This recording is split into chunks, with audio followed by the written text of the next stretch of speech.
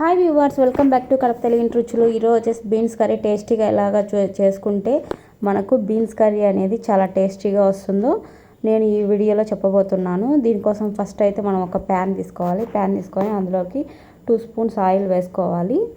Oil వేసుకున్న తర్వాత next వచ్చేసి మనం యాజ్ యూజువల్గా పోపుకి మినపప్పు, శనగపప్పు, ఆవాలు, జీలకర్ర, ఎండుమిర్చి, కరివేపాకు, కొత్తిమీర ఇలా మనకి ఏ ఉంటే అన్నీ వేసేసుకొని పోపు వేసేసుకొని బాగా లైట్ బ్రౌన్ కలర్లోకి వచ్చేంత వరకు మనము స్లో ఫ్లేమ్లోనే వేయించుకోవాలి. ఈ పోపు వేయినప్పుడే కర్రీకి టేస్ట్ వస్తుంది.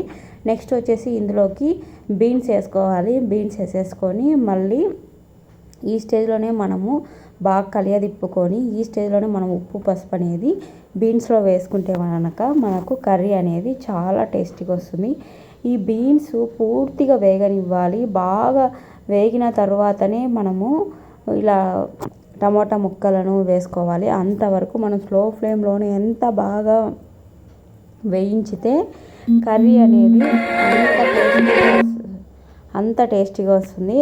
సో మనము స్లో ఫ్లేమ్లోనే వాటర్ అంతా వెళ్ళిపోయి బాగా లైట్ గోల్డ్ కలర్ వచ్చేంత వరకు వీటిని బాగా వేపుతూనే ఉండాలి. వీడియోలో చూపిస్తున్న విధంగా ఎంత బాగా వేగితే కర్రీ అంత టేస్ట్ వస్తుంది.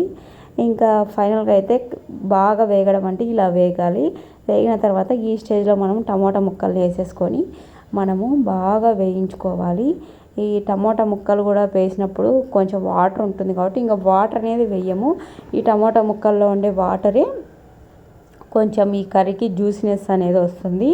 యాక్చువల్లీ ఇది ఇలా చేసుకుంటేనే కర్రీ చాలా టేస్ట్గా ఉంటుంది. నెక్స్ట్ కొబ్బరి పొడి నేను ఎప్పుడు దంచి పెడతానని చెప్పాను కదా, దీనిలోకి వెల్లుల్లి రెబ్బలు, ఎండుమిర్చి, కొబ్బరి, ఉప్పు ఇవి వేసేసి దంచినాను. ఇలా కర్రీస్లోకి నేను కొబ్బరి పొడి జల్లుకొని చేసుకుంటే కనుక చాలా బాగుంటుంది. మీరు కూడా తప్పకుండా ట్రై చేయండి.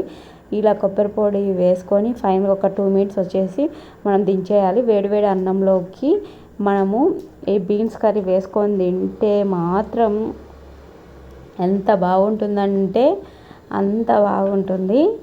అస్సలు చెప్పలేము. ఆ కొబ్బరి, ఆ వెల్లుల్లి ఫ్లేవరు, తర్వాత బీన్స్, ఈ టమోటా అన్ని ఫ్లేవర్స్ మనకు తెలుస్తాయి.